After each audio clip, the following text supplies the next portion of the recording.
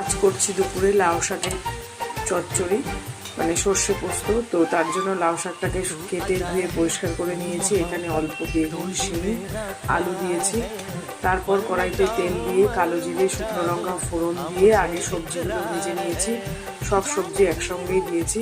তারপর শাকটা দিয়ে নুন দিয়ে হলুদ দিয়ে একটু ভালো করে নাড়িয়ে চাড়িয়ে একটু জল দিয়েছি।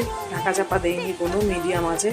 ভালো করে নাড়িয়ে চাড়িয়ে নিয়েছি। আর একটা মশলা করে নিয়েছি, পোস্ত বেশি সর্ষে কম, আর কাঁচা লঙ্কা দিয়ে বেটে নিয়েছি সুন্দর করে। একটু হলুদ দেবো আর নুন মিষ্টি, যে যেমন মিষ্টি খাবে সেই অনুযায়ী। আমি তো খাই না, তো সেই অনুযায়ী আমি মিষ্টিটা দিই না।